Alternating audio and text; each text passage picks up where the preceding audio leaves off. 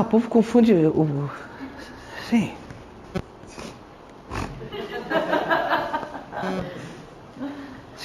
Tem vezes que dá vontade de chamar o povo assim, gente, aqui ó, hoje é quinta, mas assim, quarta-feira, das 8 às 11h30, sala 16, Unifoz. Vai lá e senta. E assiste a aula. Por que tu não faz bobagem aqui? Porque assim, realmente, a ação possessória, que é o que a gente vai falar hoje, não é difícil. O procedimento é simples. Basicamente nós vamos ver daqui a pouco, as duas únicas diferenças do procedimento especial das ações possessórias e o procedimento comum é basicamente a tutela provisória e a defesa. E não é nem prazo de defesa, não é nem estrutura de defesa, é simplesmente uma peculiaridade própria das ações possessórias, que é o caráter dúplice, que reflete na defesa. Mas assim, após a contestação, ele segue o rito comum ordinário. Então não tem dificuldade nenhuma. Como as pessoas conseguem tornar difícil uma coisa simples, eu não sei. Quer dizer, na verdade eu sei. O grande problema é a dificuldade em compreender o que são as ações possessórias, o que se discute nas ações possessórias. Então, para vocês terem uma ideia, outro dia entrou uma ação reivindicatória com pedido de tutela provisória de reintegração de posse. Ou seja, a pessoa conseguiu fazer ao mesmo tempo uma ação possessória e uma ação petitória. Aí eu explicando na audiência que, assim como estava inicial, eu não tinha como decidir. Porque o que ela queria era liminar, e a liminar da ação petitória, da ação reivindicatória, é um requisito. A liminar na ação possessória é outro. Que ela tinha que escolher, porque se ela não escolhesse, eu corria o risco de indeferir a liminar com base no que eu interpretei que a petição inicial dela era. Né? Se eu entendesse que é uma ação reivindicatória, eu ia analisar a tutela de urgência à luz do artigo 300 do CPC. Se eu entendesse que era uma ação possessória, eu ia analisar à luz do artigo 552. Tá. Aí falei, a pessoa aparentemente não entendeu, emendou a inicial. Aí o que acontece? Só que ele emendou a inicial e colocou como possessória. Só que qual é o requisito para tutela de urgência da possessória? Só preciso de duas coisas, essa é uma das grandes diferenças. Eu preciso provar a posse anterior e o esbulho. Como é que eu provo a posse anterior? Não sei, eu sei como é que eu não provo posse. Eu não provo posse com o registro do imóvel na matrícula em meu nome. Isso eu provo propriedade. Eu não provo posse com isso. Se eu não tenho prova da posse e tenho prova da propriedade, eu entro com uma ação reivindicatória. Que aí eu vou exigir a posse como um dos atributos externos da propriedade. Tá. Aí a pessoa foi lá e se ela tivesse emendado para reivindicatória, eu teria dado a liminar. Porque realmente estava provada a propriedade, estava provada teoricamente o esbulho, tudo bem. Só que aí a pessoa entrou com a possessória e não emendou a inicial para comprovar que tinha posse anterior, que ela perdeu a posse. Aí eu fui lá e indefiro a liminar. Sim, então a grande dificuldade é trabalhar com esses conceitos. Por isso que eu vou começar trabalhando com vocês um pouco até a parte do direito material. Não se preocupe que depois eu vou tentar disponibilizar, talvez não seja um material tão extenso quanto esse que a gente tem aí da exigência de contas, mas pelo menos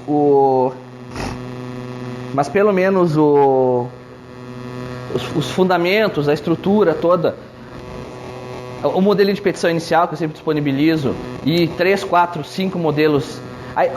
Os modelos de sentença que talvez eu não disponibilize porque aí, já direto no material, porque vai ficar muito extenso, né? Então provavelmente eu vou pegar os modelos de sentença que eu tenho, que eu proferi, e coloco numa pasta pública Google Drive e coloca o link. Aí clica ali no computador e baixem. Que é mais simples. Então vamos lá.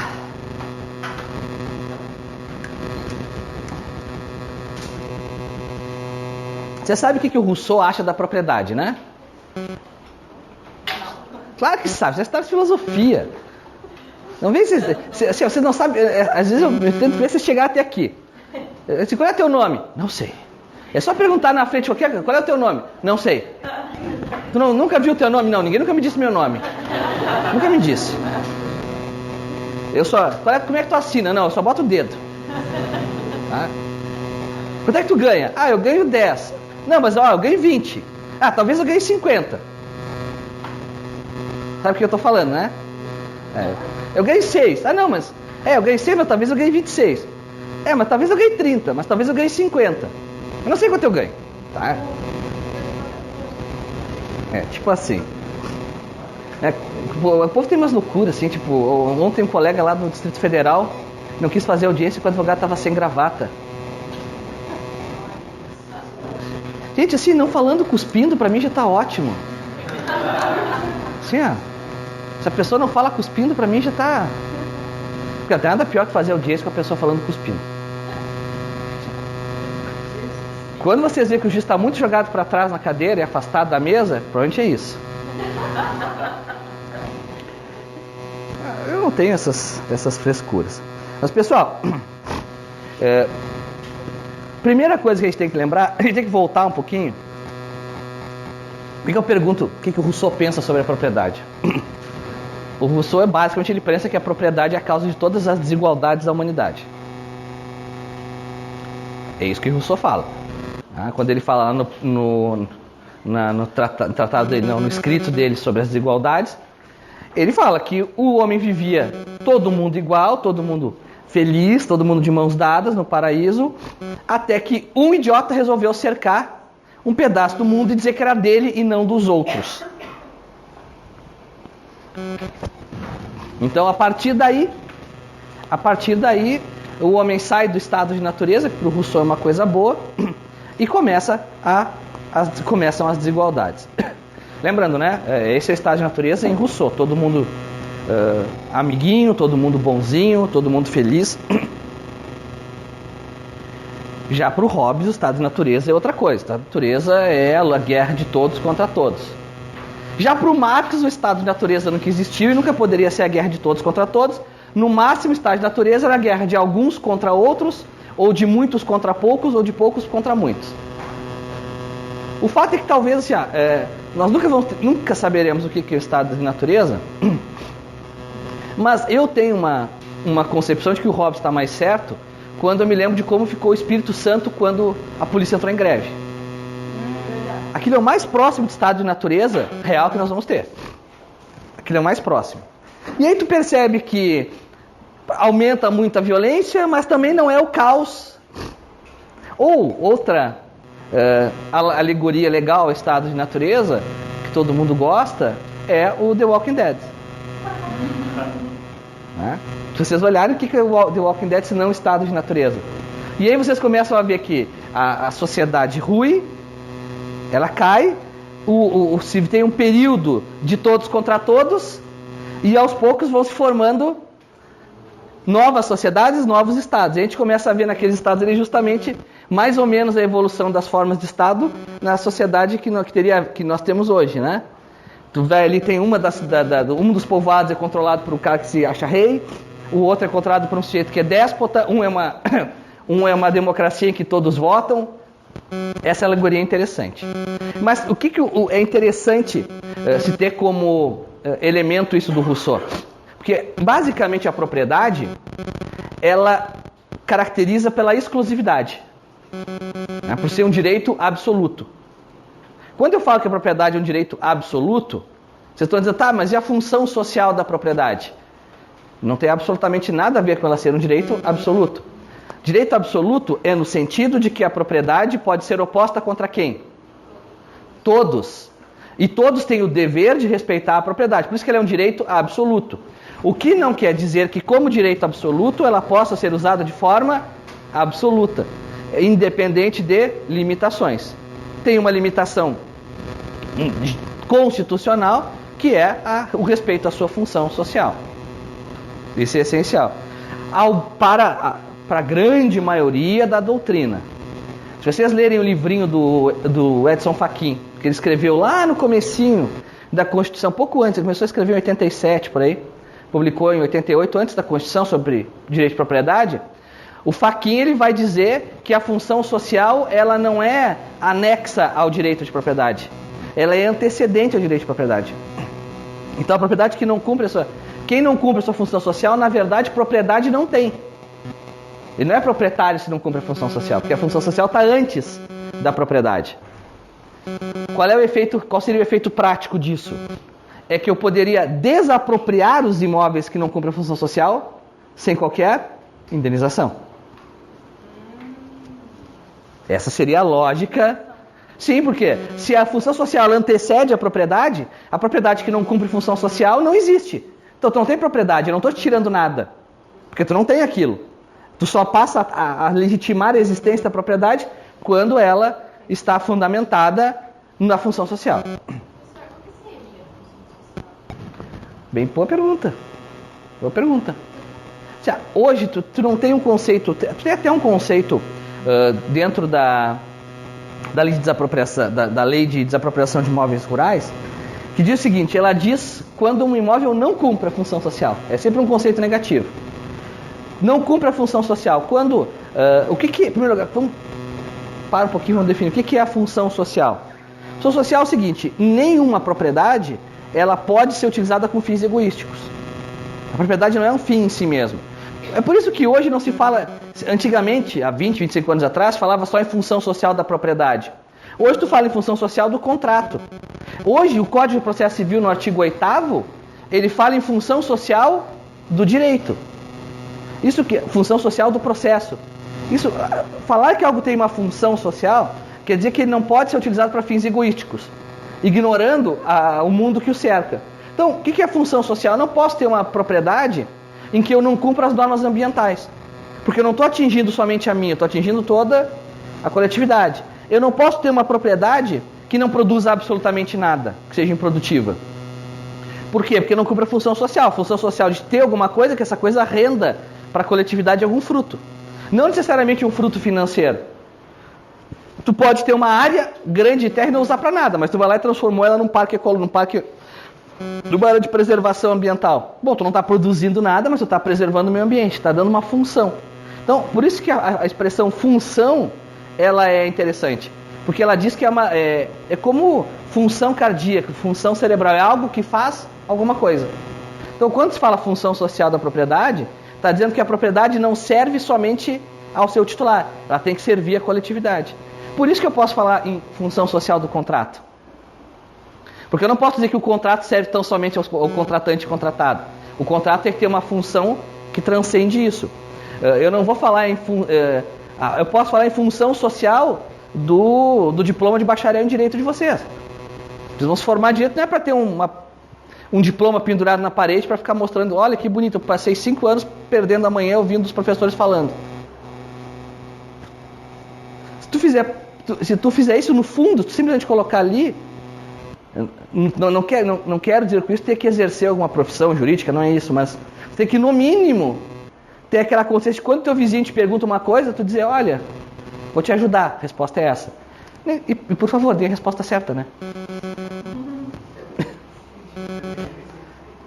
As pessoas não aguentam mais ouvir depende de vocês. As pessoas chegam assim, não, ele fala depende, mas é que ele não se formou ainda. Quando ele se formar, ele vai parar de falar depende.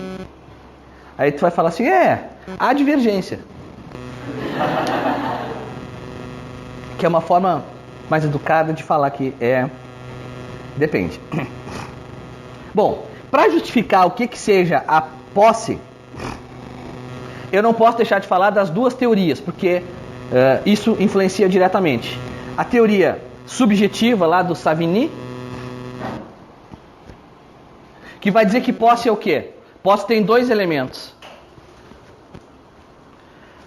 O elemento objetivo, que é o corpus,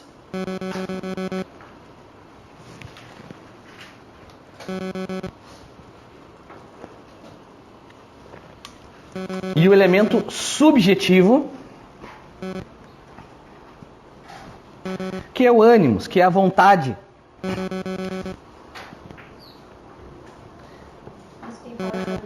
Savini, de exercer a vontade, exercer a posse com a vontade de dono. O corpus físico, ter a coisa.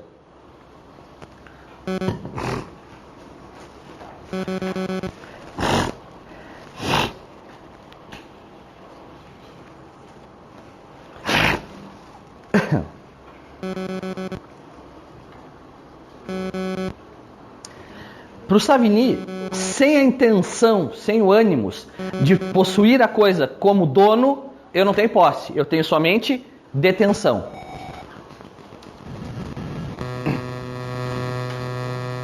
Sem o ânimos, sem a vontade de possuir a coisa como se dono fosse, eu não tenho posse, eu tenho somente detenção.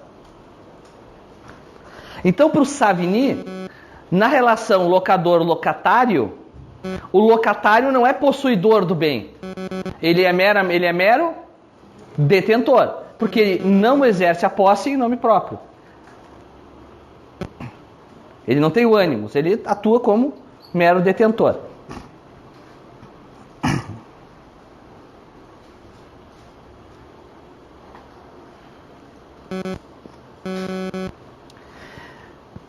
A grande vantagem da teoria do Savini é que o Savini passou a destacar posse de propriedade. Isso é que é interessante. Mesmo que o nosso Código Civil não utilize a teoria do Savini, a teoria destacou a posse da propriedade. Eu só posso hoje estar dando aula de ações possessórias porque lá atrás o Savini destacou a posse da propriedade. Ele disse, propriedade é uma coisa. Eu posso ter propriedade sem ter posse. E eu posso ter posse sem ter propriedade. São coisas distintas, estão em planos diversos no mundo jurídico. Exato. Propriedade é uma relação do proprietário contra todos, contra a coletividade, que é um direito absoluto. A posse é um direito que vai ligar o exercício físico, fático, sobre a coisa, mais a vontade de agir como se dono fosse. Então eu posso ter posse sem ser proprietário.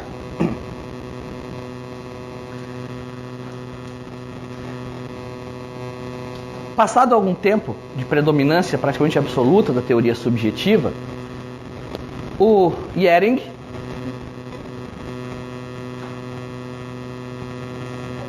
I-H-E-R-I-N-G I-H-E-R-I-N-G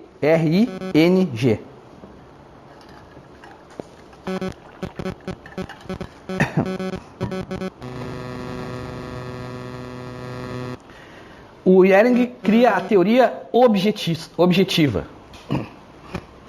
ou objetivista.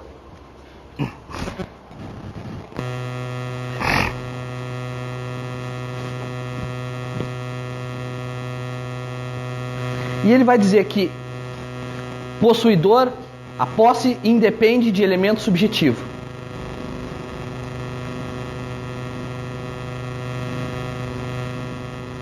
Possuidor é quem dá visibilidade ao domínio.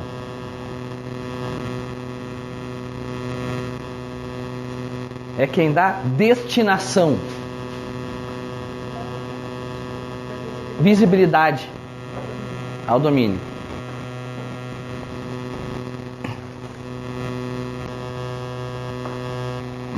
É quem dá destinação à coisa.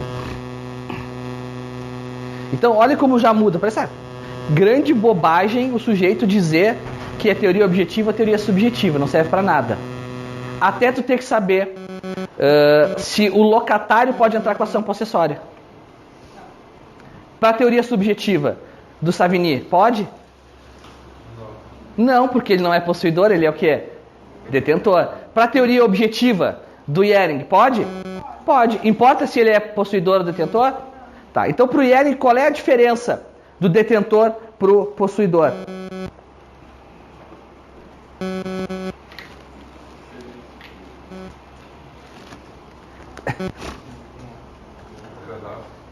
Qual é? Porque se na teoria subjetiva eu diferencio bem quem é detentor de quem é possuidor, na teoria objetiva do Ehring eu não tenho essa diferenciação. Como é que o Ehring trata o detentor? Ele simplesmente diz que o conceito de detentor é negativo. Detentor para o Ehring é aquele que a lei diz que não tem tutela possessória. É uma escolha do legislador dizer quem não tem tutela possessória. Então, o conceito de detentor para o Ehring é um conceito negativo. E quem faz esse juízo? A lei.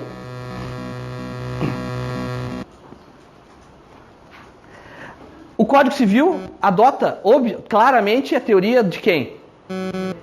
Do Ehring, a teoria objetiva. Desde o Código Civil de 16. Se vocês lerem o Código Civil argentino, o antigo, não o que entrou em vigor há 3 anos atrás, ou se vocês lerem o Código Civil paraguaio de 1985, ou o Código Civil do Uruguai, vocês vão ver que adota-se outra teoria, adota-se a teoria subjetiva. Porque todos esses países adotaram como modelo de Código Civil o Código Civil do Teixeira de Freitas. O Brasil adotou o modelo do Clóvis de Bevilacqua, que na época foi uma coisa que chocou meio mundo. Porque o Teixeira de Freitas era um civilista consolidado, famoso no Brasil, já advogado do imperador.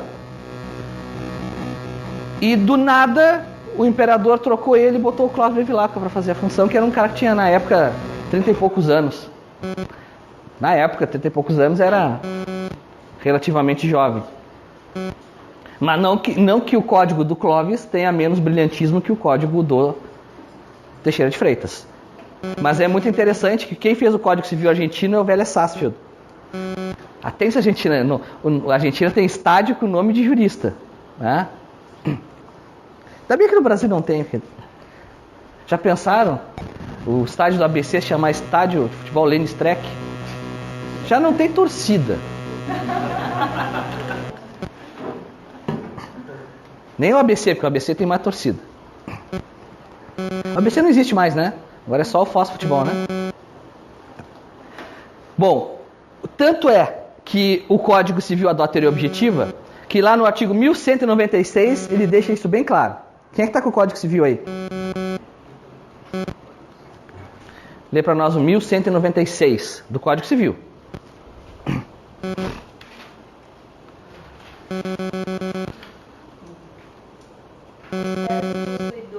Todo aquele que tem de fato o exercício, pleno ou não, de algum dos poderes inerentes à propriedade. Então, olha só, o código deixa claro que ele adota a teoria objetiva. Ele exige algum ânimos? Algum elemento subjetivo? Não, ele diz: possuidor é quem exerce de fato alguns dos elementos inerentes à propriedade. E o que o código diz em relação ao detentor? Ele define detentor? Não. O código diz: os atos de mera detenção não induzem a posse. Ou seja, detenção é um conceito negativo.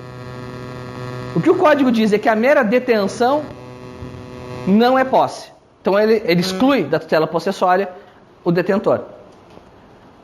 Ele resolve o problema do Ehring, da teoria. Fale. Não, se te baseia na posse. Te baseia na posse. É por isso mesmo que o locatário, quando tem uma relação, qual é a posse que tu exige? Qual é a posse que tu exige para o uso capião? Tu não exige uma posse qualquer para uso capião. Tu exige a posse chamada posse ad uso capione, que é a posse com a vontade de transferir aquele bem para ti, de ter aquele bem como teu. Se a tua posse está subordinada a outra relação jurídica, a tua posse não é posse ad uso capione. Por exemplo, por que o locador...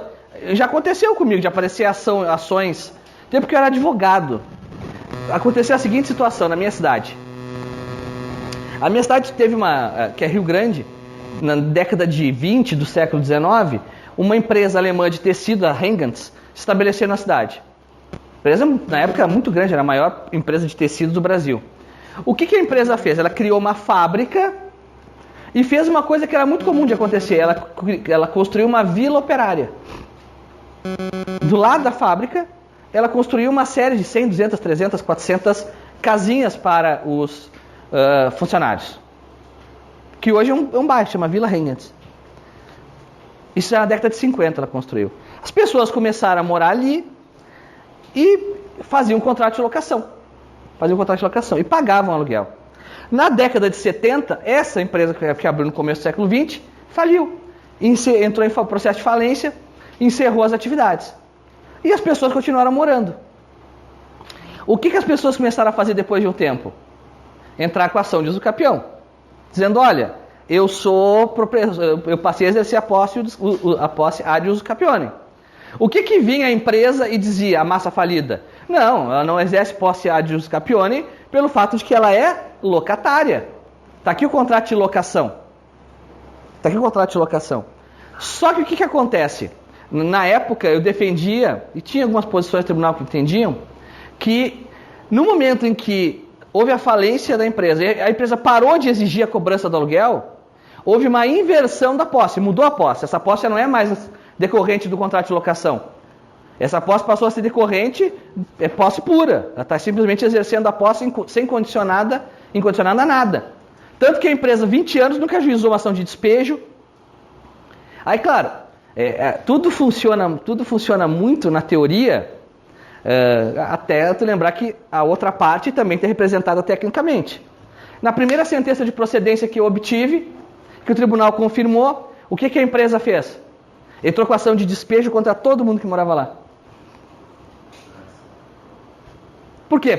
Ela queria dizer que ela estava entrando com ação de despejo para dizer que não, tanto a locação está valendo que eu estou entrando com ação de despejo e falta de pagamento. E se fosse acomodado, também teria o mesmo... Mesma coisa, eu tive caso parecido também, já julguei, mas aí nesse caso eu disse que não havia havido... Isso chama inversão de posse. É quando eu exerço a posse a um título e a partir de determinado momento eu deixo de exercer a posse com base nessa relação jurídica. Eu inverti a natureza da posse. Então, eu empresto o carro pro Jaime. Jaime, fica com o meu carro aí por 30 dias. Passou 30 dias, eu não vou buscar o carro. O Jaime diz, Rogério, vem buscar o carro aqui. Não quero. Tá bom, então eu vou ficar usando o carro. O contrato de comodato não existe mais. Ele inverteu o título de posse. Ele não está mais com posse fundada no comodato.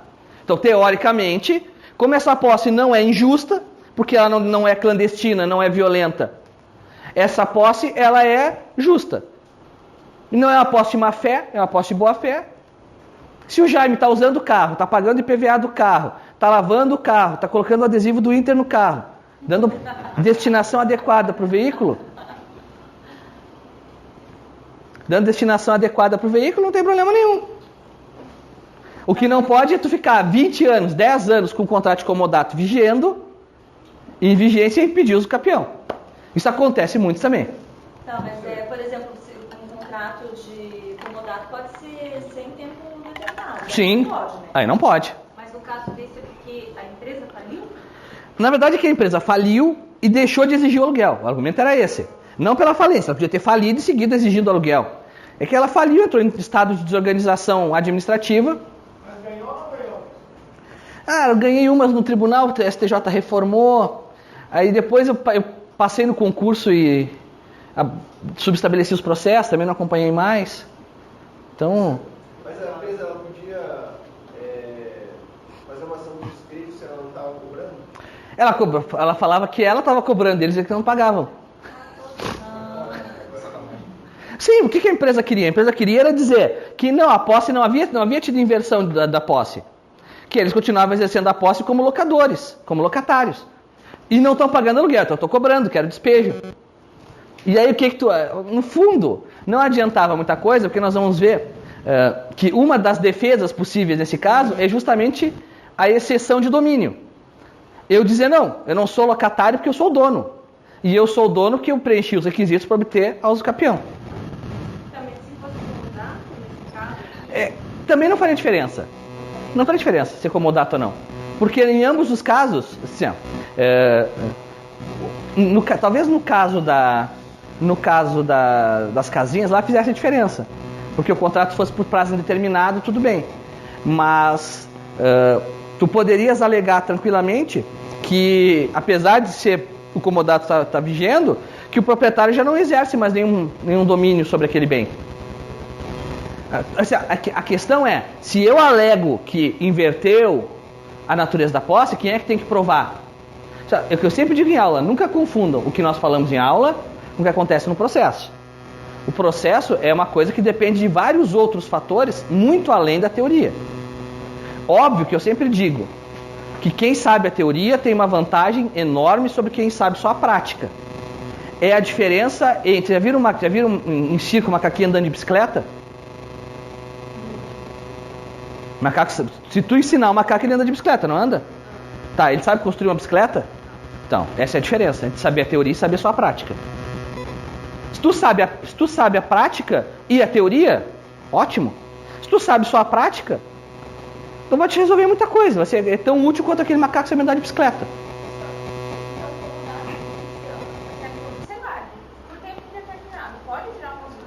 Depende, é que eu estou dizendo, a questão de prova. Se tu provar que aqui, tu pode provar várias coisas, tu pode provar várias coisas. Pode provar que aquele contrato de comodato foi feito para esconder uma relação de compra e venda.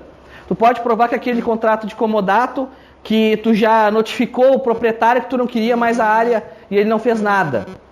Pode acontecer o seguinte, tu tem duas áreas lindeiras. E aí tu pega em comodato a área lindeira tua. Por exemplo, eu quero colocar o meu gado aqui. Aí tu faz o contrato por 20 anos. Depois de 10 anos tu diz pro cara, não quero mais, estou tirando os meus bois. Tu tira os teus bois, tira a cerca. Aí passa 1 ano, o cara não faz nada, tu vai lá e põe os bois de novo, fica usando por 10 anos, 15 anos aquela área. O contrato de comodato tu já notificou, tu já desfez o contrato. Entende? Então assim, o mundo do processo é um mundo eminentemente probatório. Então, saber a teoria ajuda muito, mas na hora final, a que vale a prova. Não, o comodato nunca vai gerar um uso capião. Uma locação nunca vai gerar um uso capião. Essa é a regra. Mas no mundo dos fatos, a coisa é bem diferente. No mundo dos fatos, tu pode ter uma situação fática. E tu tem que ter uma resposta processual para essa situação fática. Professor, por exemplo, você deu um comodato imóvel para ela, por tempo determinado, e ela exerceu, sei lá, por 5 anos. Assim. Ela pode ter exercido, se o contrato permite, pode. Mas se não tem contrato, se é uma coisa verbal. É o que eu digo, questão de prova. Se não tem, muda completamente. Se não tem, eu faço um contrato de comodato verbal. No fundo, qual é a prova que eu tenho que esse comodato foi por prazo determinado? Qual é a prova que eu tenho que esse comodato foi efetivamente, não foi denunciado há um tempo atrás? Entendeu? Essa é a questão. Eu digo que tem um artigo que resolve grande parte dos problemas das criaturas. Que é o artigo 373 do Código de Processo Civil. Ônus da prova. Se tu sabe o ônus da prova, às vezes é que as pessoas não sabem o ônus da própria prova. Isso é muito comum de acontecer. Chega o sujeito, vai lá e diz o seguinte, determinada ação. Eu digo que o Jaime assinou um contrato social fraudulento. Eu não junto contrato social. Ponto. O Jaime não tem que vir e dizer o seguinte, não, o contrato não é fraudulento.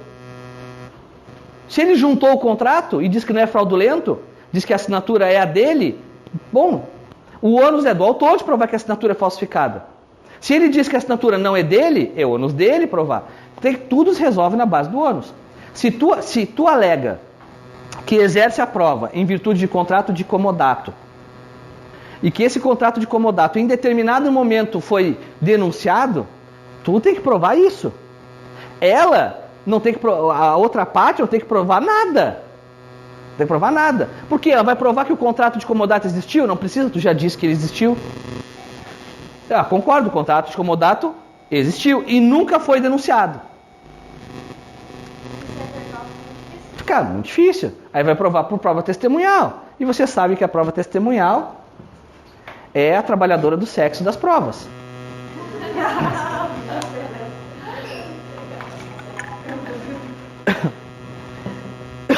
Por quê? Alguém que já fez audiência, já acompanhou a audiência, quantas vezes vocês viram a cara de espanto do advogado quando a testemunha diz uma coisa que contraria exatamente o que ele está defendendo? Isso quer dizer duas coisas. Se trata de um advogado extremamente honesto que não tentou instruir a testemunha. 2, se trata de alguém que não lembrou da primeira regra de audiência. Nunca pergunta o que tu não sabe a resposta. Nunca pergunta o que tu não sabe a resposta. Depois não adianta tu ficar reclamando do juiz, que o juiz isso, o juiz aquilo, quando tu não pergunta para a testemunha, tu não sabe a resposta. Foi o caso da audiência lá do processo do Lula, do Lula não, do Palocci, que o sujeito perguntou para a testemunha que ele havia rolado de defesa, se alguma vez ela já tinha ouvido falar do Palocci tratado por italiano. A testemunha, sim, já tinha. Inclusive eu recebi vários e-mails do fulano de tal, dizia que italiano era o Palocci. Cara, não, mas o senhor não pode dizer isso. Não, mas tu fez a pergunta. Nunca pergunta o que tu não sabe a resposta. Não é instruir testemunha, chegar para a testemunha antes da audiência e fazer para ela todas as perguntas que tu quer que ela responda. Isso não é instruir testemunha. Instruir testemunha é testemunha dizer o seguinte: olha, que eu saiba, nunca existiu contrato de comodato. Aí tu diz assim, não, isso tu não pode dizer. Isso é instruir testemunha. Agora tu sabia o que a testemunha sabe? Nada demais. O povo às vezes se prende demais nesse tipo de coisa. Eu acho que a gente tem que conversar com ela, né? Não, você tem que conversar com a testemunha. Não, ela é exagerada. Não, claro que tu pode. Só como é que tu vai saber? O que tu não pode é instruir a testemunha. Ou então É o conceito elemental da palavra instruir. Tu vai ensinar. O que o professor é? Ele é um instrutor. Se eu chegar aqui para vocês, numa disciplina que vocês nunca estudaram, e eu resolver dar aula exatamente o contrário, como é que vocês vão teoricamente saber que eu estou mentindo? Só quando vocês forem se auto-instruírem. Agora, fora isso, não tem como. Hoje em dia, até tem, vocês estão tudo com o computador ligado na internet, conferindo cada palavra que o professor diz.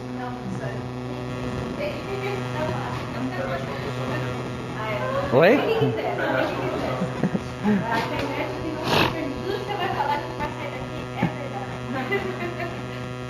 Então tá.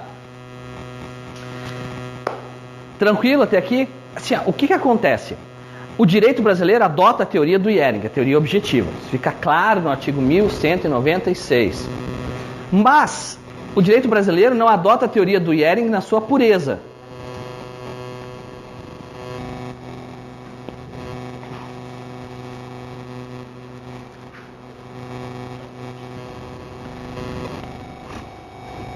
Por que isso? Porque em algumas situações eu vou colocar um elemento além do mero aspecto físico. Um exemplo disso é o que ela disse, a função social da propriedade, que também inclui a função social da posse. A posse também tem sua função social. Hoje tudo tem função social. Tudo. Até a função social do estagiário.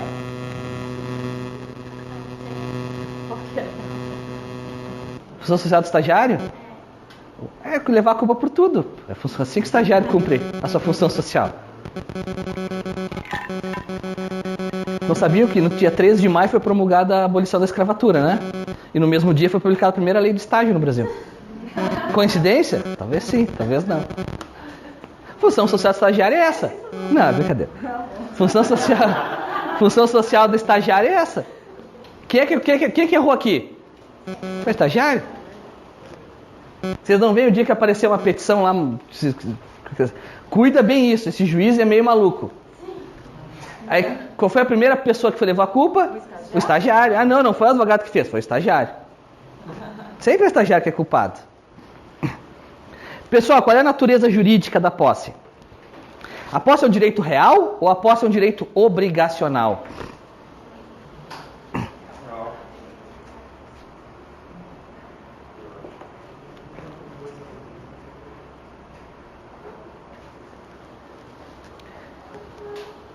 Qual é o problema do direito real? Os direitos reais são absolutos e erga omnes, certo? A posse é erga omnes? A posse é erga omnes? Ou a posse é uma relação obrigacional? Primeiro, a posse não é direito real. Por que a posse não é direito real? Porque os direitos reais são estabelecidos na lei em forma de números clausos. São somente aqueles previstos na lei. E se vocês olharem o artigo do Código Civil que fala sobre os direitos reais, Não se inclui a posse. Além do mais, a propriedade está no título 1. A posse está no título 2. Então, título 1 dos direitos reais, título 2 da posse.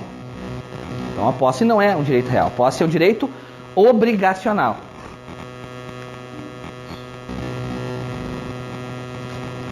O que não quer dizer que em determinados momentos eu vou tratar a posse com aspectos processuais próprios dos direitos reais.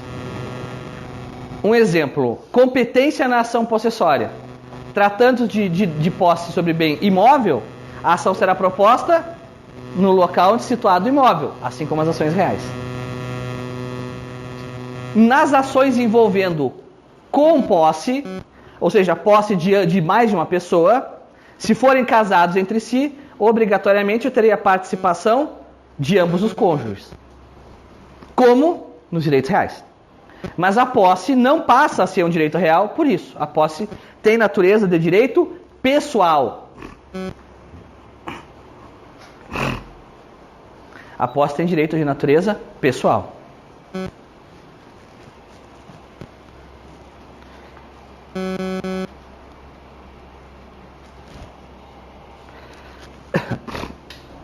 Até aqui tranquilo. Agora é o que a gente precisa mais. Isso vocês têm que saber. Porque é aqui que o pessoal morre nas ações possessórias. Que é não saber a classificação da posse.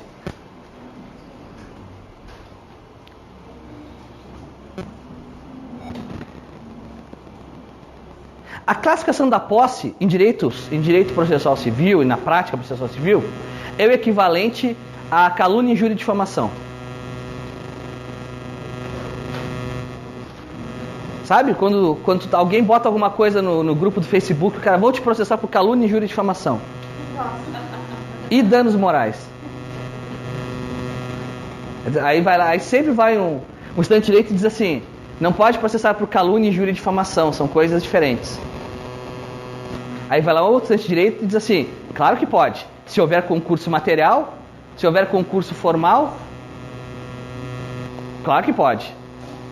Sim, exatamente. Eu posso cometer calúnia, injúria e difamação? Claro! Claro! Na mesma carta eu escrevo uma carta e coloco assim, você é um gremista, injúria. Que não paga, é um gremista caloteiro, difamação. E que cria passarinho sem autorização de IBAMA, calúnia. No mesmo ato, eu não vou responder pelos 3? E mais pelo dano moral? Também. Ainda que eu pessoalmente acho que crime contra a honra não deveria nem existir. Tenho as minhas dúvidas se os crimes contra a honra foram recepcionados pelo ordenamento jurídico brasileiro. Porque, no fundo, eu tenho um sistema processual, um sistema de direito material muito mais eficaz do que os crimes contra a honra. Até hoje, a grande parte dos crimes contra a honra, quem usa é político que não gosta de opinião sobre ele. Até hoje, assim. É muito comum um jornalista ser processado porque fulano de tal disse que Beltrano é chefe de quadrilha. O cara vai lá, queixa crime. Diz injúria, porque não tem exceção da verdade.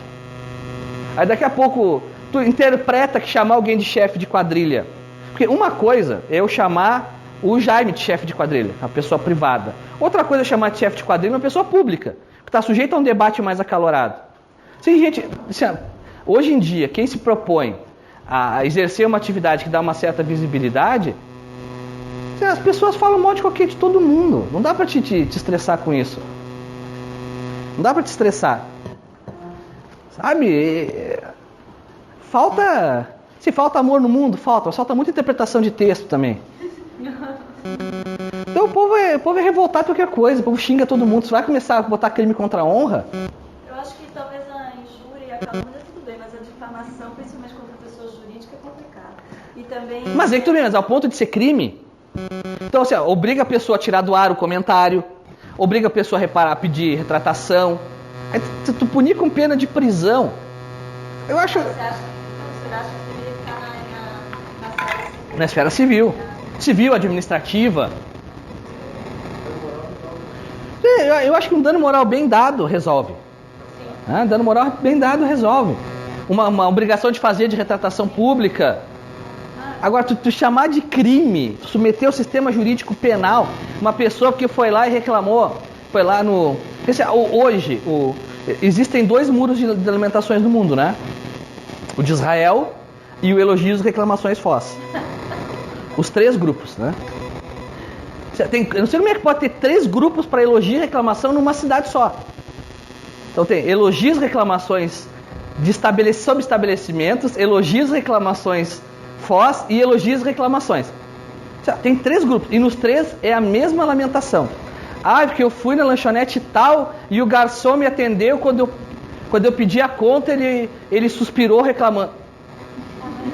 Olha, as pessoas perceberam que tem mais 7 bilhões de pessoas no mundo? As pessoas não perceberam esse fato, tem mais 7 bilhões de pessoas no mundo. A tua opinião e nada é a mesma coisa. Sabe? Quanto é que tá a passagem de ônibus aqui em Foz? 13h45, né? Que outro dia, eu sei que alguma coisa é terminada em 5. Outro dia eu vi alguém reclamando nas reclamações que os cobradores não têm 5 centavos de troco. Quanto? 2,95? Mas a 3,95 o que tu ganha quando entra no ônibus? Um iPhone 7? Nossa! Mas tudo bem. 13,95. Assim, a opinião da pessoa, com a opinião da pessoa e mais 13,95, ela chega até 3 bandeiras de ônibus.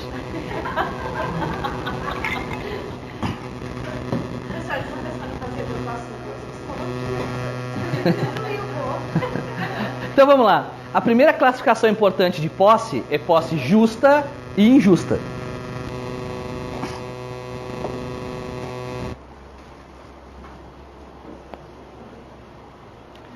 Essa aqui o pessoal cai muito, o pessoal não sabe se é posse justa e injusta. Posse justa é aquela adquirida em conformidade com o direito.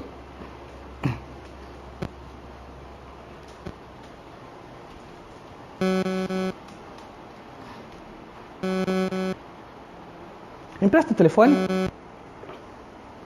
Posse justa. Pedi o telefone incomodato, por alguns segundos ela me emprestou. A posse injusta é aquela que está em conformidade com o direito. A gente costuma dizer, tem gente que diz posse justa é aquela fundada em justo título. Por que justo título não corresponde precisamente ao conceito de posse justa? Porque eu limito a justeza da posse ao elemento documental. Quando eu falo título aqui, eu estou dizendo em fundamento de direito. Posse justa é aquela posse fundamentada no direito. É um conceito por exclusão, por isso que ele é mais simples. É um conceito por exclusão. Será justa toda a posse que não for injusta. Por isso que o conceito de posse injusta é mais importante que o conceito de posse justa, que ele é por exclusão. E o que é posse injusta? Posse injusta é toda aquela posse que for violenta, clandestina ou precária.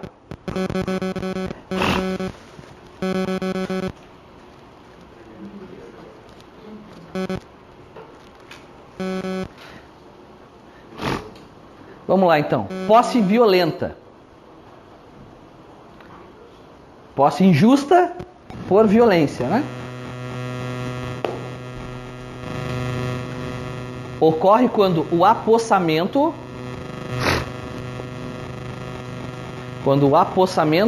contraria a vontade do possuidor.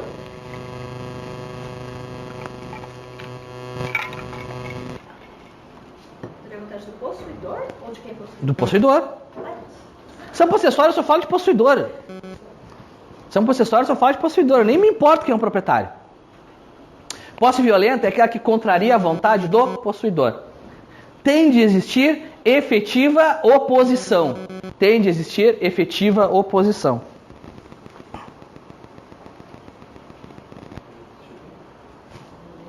Tem que haver efetiva oposição.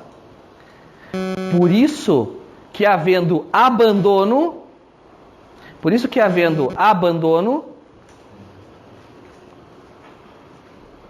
a posse não será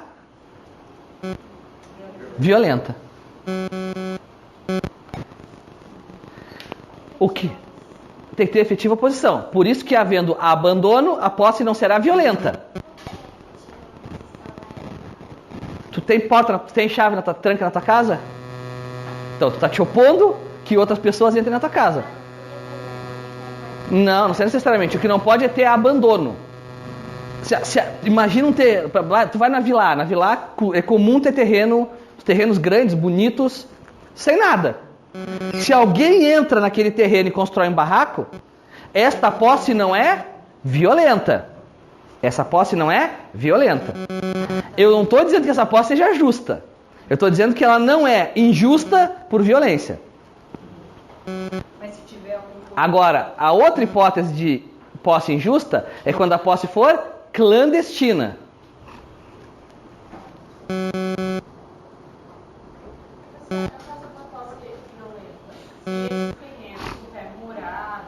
E tu rompeu o obstáculo? É violenta. Por quê? Tem a efetiva oposição.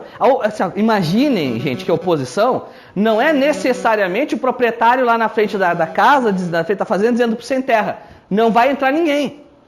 Não é isso. O fato de tu ter cerca na tua propriedade, tu está dizendo, eu me oponho a que outras pessoas entrem. O fato de ter uma placa proibida entrada, tu está te opondo a que as pessoas entrem. A posse que viola, rompe o obstáculo, é posse violenta. Quando o cara sai do imóvel. A posse é violenta, porque o problema é como ele entrou na posse do bem. O sujeito vai lá, rompeu o obstáculo, depois ele virou paz e amor. Não, tudo bem, vamos negociar. A posse continua sendo violenta. Posse clandestina é aquela adquirida de forma sorrateira.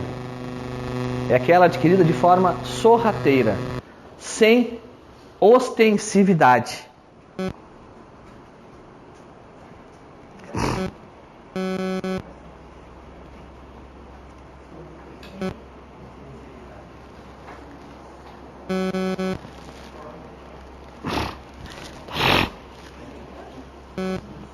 Vejam, no caso da posse do imóvel abandonado, essa posse ela não será violenta, né?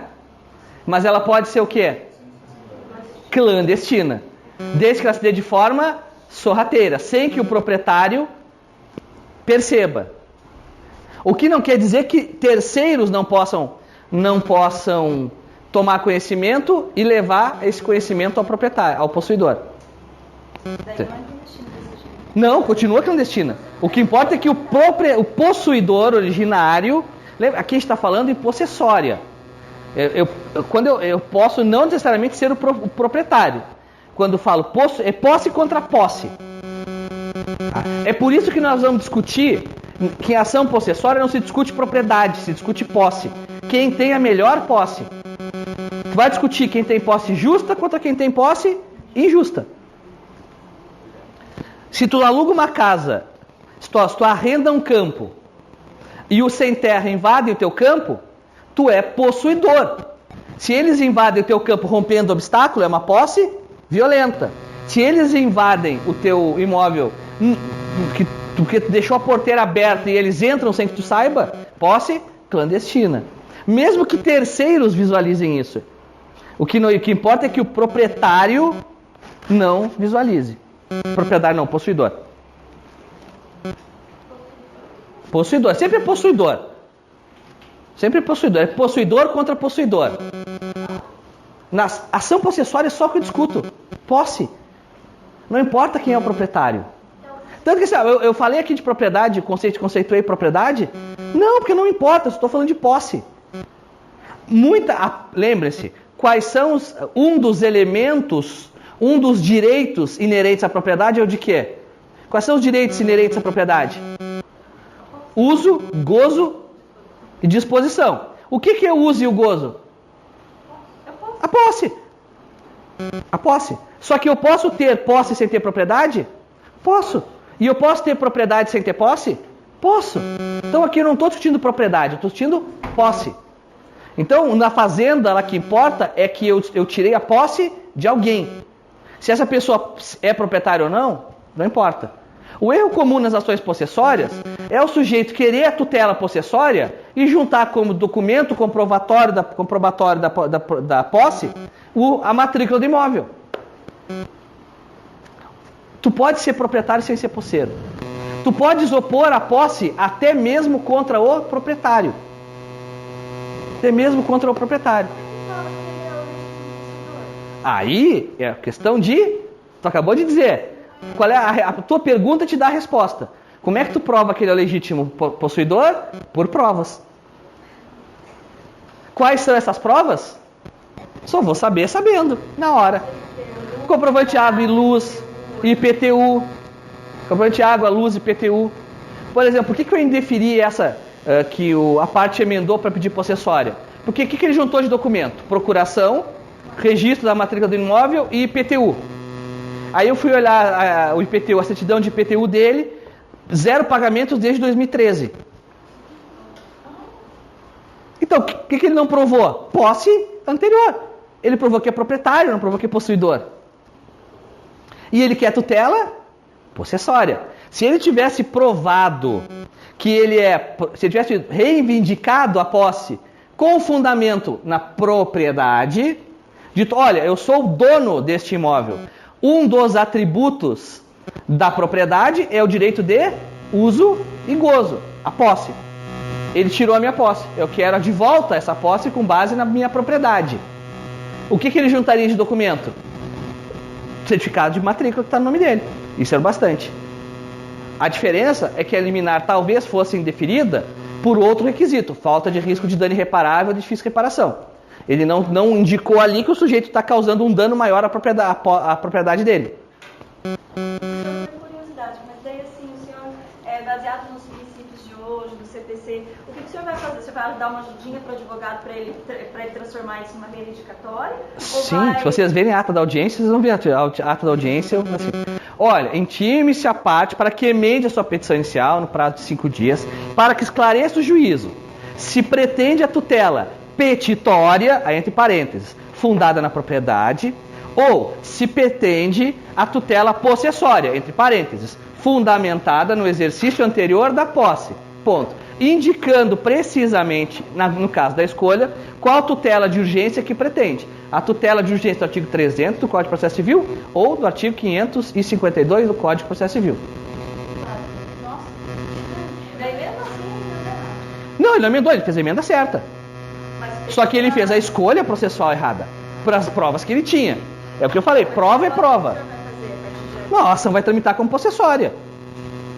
Porque ele não provou para liminar a posse anterior, o que não impede que ele, lá na instrução, ele prove a posse anterior. Ele pode arrolar testemunhas e testemunhas dizer, não, o seu faniquito lá, ele estava no imóvel até o dia que o réu não tem nome. Depois até qualificamos o réu, mas tipo assim, o nome era tipo assim, Pedro do Fuscão, uma coisa assim. Ou João da Brasília, uma coisa assim. Era o nome de uma pessoa e nome de carro. E um carro grande, assim, tipo Fuscão, Opalão. Ele não emendou errado, ele emendou certo. Só que a escolha que ele fez processual implica numa tutela diferenciada por parte do judiciário. A escolha que ele fez não me permitia dar a tutela de urgência que ele queria. O que não impede que, no mérito, eu conceda a tutela definitiva. Só que agora ele tem que provar o quê? A posse anterior. Não adianta ele provar a propriedade.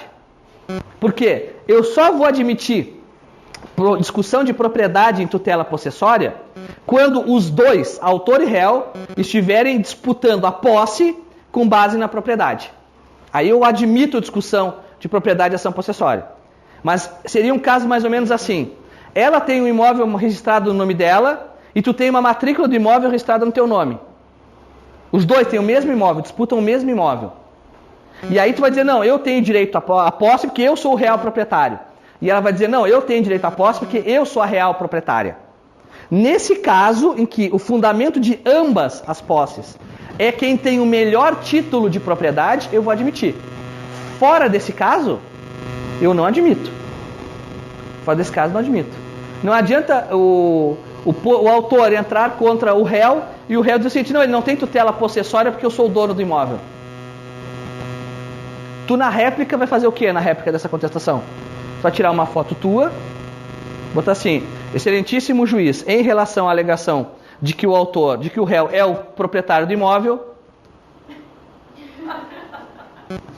Ponto. É isso aí que tu vai dizer. Não pode fazer nada. Tu não está discutindo propriedade, tu está discutindo posse. Aqui é posse contra posse. Só o que a gente está falando. Bom, para a gente ir para o intervalo. Posse violenta, posse clandestina, posse precária. Essa é a mais comum até. Essa é a mais comum.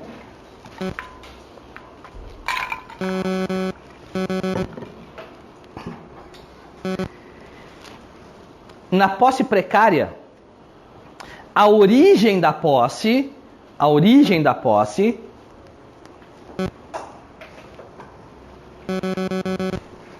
decorre de uma relação jurídica,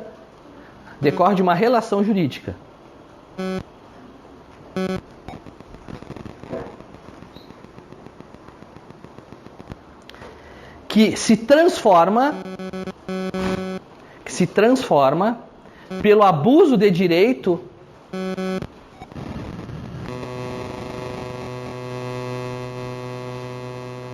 do possuidor, que retém a coisa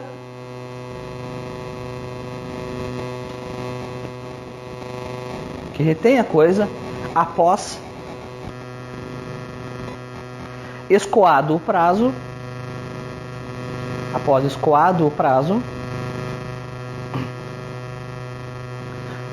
ou resolvida a relação jurídica.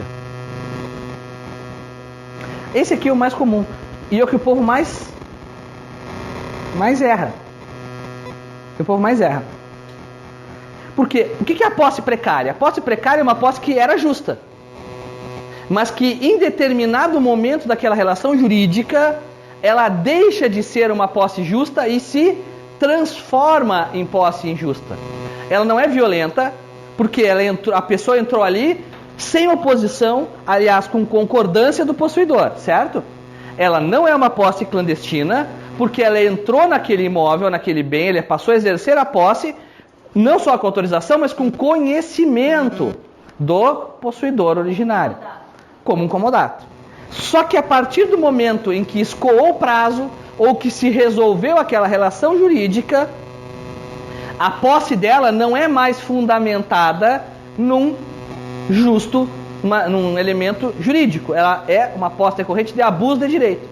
Ele tinha o direito de exercer a posse e não tem mais esse direito. Então ele está exercendo de forma precária. Por que essa que o pessoal erra mais? Porque o pessoal entra com o seguinte: quando é por decurso de prazo, é fácil. É fácil, né? Quando é por decurso de prazo. Se o prazo já foi determinado, dias interpelat, pro hominem.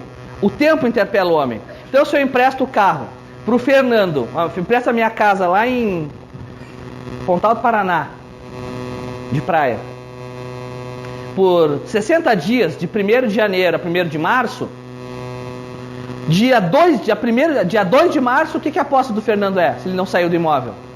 Precária, é injusta, por precariedade. Preciso notificar o Fernando para entrar com a ação de reintegração de posse? Tem que constituir ele em mora? Não! A partir de quando a posse dele ficou injusta? Do momento em que ocorreu o termo do contrato. Mas se for comodato, ele se renova? Não necessariamente. Se tiver prazo, terminou o prazo, ele termina. Se eu emprestei a minha casa lá em Matinhos, que eu não tenho casa em Matinhos, né? Nada contra Matinhos. Porque a primeira praia que veio a cabeça é sempre Matinhos. Se eu fosse ter a casa no Paraná, tem em Guaratuba, que eu acho mais legalzinho. Se eu emprestei a minha casa em Matinhos pro Fernando, disse assim, Fernando, fica na casa. Até quando? Prazo determinado. Terminou o verão, eu quero vender, quero usar a casa. O que eu tenho que fazer com o Fernando? Notificá-lo para constituí-lo em mora. A partir do fixado o prazo para que ele saia, o que eu posso fazer? Entrar com ação de reintegração de posse. Não precisa resolver o contrato, porque o contrato diz que se resolve quando eu te notificar. É para o prazo determinado. Beleza. Agora, se eu empresto o meu imóvel para o Fernando, e digo o seguinte: Fernando, tu tem a obrigação de cuidar do imóvel. E aí eu coloco uma cláusula. Cuidar do imóvel quer dizer fazer a pintura, cortar a grama, limpar as janelas e impedir blocos de carnaval de axé passarem na frente. Para não ter perigo. Um belo dia lá em fevereiro, para o carnaval, eu vou a Matinhos, tá lá a grama dessa altura, a casa toda pichada e um bloco de carnaval tocando Cláudia Leite na frente da minha casa, com as caixas de som dentro da casa. Eu posso entrar no outro dia com uma ação de reintegração de posse? Até posso. Mas o que eu tenho que acumular com essa ação de reintegração de posse? Pedido de resolução do contrato. E por que é o erro do pessoal? O erro do pessoal é pedir reintegração de posse. Por que eu não posso pedir reintegração de posse liminarmente nessas ações? Como tutela possessória? Porque eu não tenho ainda a posse injusta. Quando é que a posse do Fernando será injusta? Quando eu resolver o contrato. Comum de acontecer, contrato de compra e venda de imóvel. O sujeito compra, vende o imóvel, se emite na posse, né? Ele entra na posse com a compra e venda. Não paga as prestações. O proprietário entra com reintegração de posse. Pode? Claro que pode. Acumulada com resolução do contrato, ou rescisão, como o pessoal costuma dizer? Pode? Pode. Só que a liminar não pode sair, porque a posse só será injusta quando eu resolver o contrato. Quando é que eu vou resolver o contrato? Com a sentença. Tu pode acumular. Tu não precisa entrar com um e depois o outro. Tu pode acumular. Tu vai pedir para o juiz. Juiz, resolve o contrato e resolvido o contrato, tira ele da casa. Não tem problema nenhum. O que tu não pode é pedir liminar. Tu até pode. O pessoal continua pedindo. O que não acontece é quando o juiz conhece um pouquinho do direito possessório e vai dizer, eu não vou dar liminar por isso. Porque eu não posso... A posse só passa a ser injusta a partir de quando? Da sentença. Eu só passo a ter violação da posse com a sentença. E qual é o requisito da tutela de urgência da ação possessória? É prova da posse anterior e do esbulho. Então, esbulho ainda não tem. E aí, claro, isso num contexto ideal. Eu tenho uma série outra de hipóteses que pode modificar tudo. Eu posso colocar lá no contrato dizendo o seguinte, que eu fiz com o Fernando, que havendo violação dessa cláusula, o contrato se resolve imediatamente. Aí eu posso entrar com a reintegração, porque eu não preciso que o juiz declare uma resolução que já existiu. Então, assim, tudo é mutável. Você fala, mas é questão de prova. É. No caso do contrato sem prazo definitivo, a notificação não resolveria. Notificação resolve. Se tiver no contrato, que o contrato pode ser resolvido a qualquer tempo, bastando a notificação de uma das partes. Havendo a notificação, a notificação sendo feita com prazo razoável. Por exemplo, eu já tive pedido de tutela possessória, em que o sujeito tinha cedeu incomodato uma área de industrial, um depósito, assim, não é um depósito, mas um galpão, para o cara montar uma indústria, ou uma empresa, não sei o que era. Gente, eu não lembro de detalhe de nada. Eu lembro só das teses jurídicas. Detalhe de fato, entra, sai na sentença, depois sai da cabeça. Eu só sei as teses. Por que eu vou ficar acumulando fato? Já bato os fatos da minha vida, tudo da vida dos outros. E o que aconteceu era isso. Aí ele fez a comodato, prazo determinado, ele fez a notificação. Prazo para desocupação, 24 horas. Passou 24 horas, ação de reintegração de posse. Peraí. Calma. Não vamos criar pânico. Às vezes essa falta de estratégia acaba sendo ruim. Porque, veja, se ele tivesse dado um prazo de 30 dias, talvez eu tivesse dado a liminar. Como ele deu um prazo de 24 horas, eu entendi que aquela notificação poderia até constituir em mora, mas não o ponto para desocupação em 24 horas, eu tinha que desmontar, tinha que dar um prazo para que ele saísse de um lugar para o outro. Neguei a liminar, a parte agravou, o tribunal manteve a minha negativa de liminar. O processo vai ser sentenciado 90 dias depois, 4 meses depois. Nesse período o cara tá no mal. Se ele tivesse dado 30 dias, 60 dias, 90 dias, talvez lá no final dos 90 dias eu tivesse dado a liminar. Então, trabalhem com estratégia, gente. Sejam que nem o... Só para terminar, rapidinho. Não, vou fazer um intervalo de volta depois. Mas deu para entender a diferença entre o que é a posse injusta? Vocês não vão mais dizer que a posse é clandestina quando na verdade ela é precária, né? E nem vão dizer que a posse é violenta quando na verdade ela é clandestina. Tá bom. Então vocês já não vão mais dizer que é calúnia, injúria e difamação. A posse é injusta porque é clandestina, precária e violenta. Pode ser as três? Pode. Mas é muito pouco provável.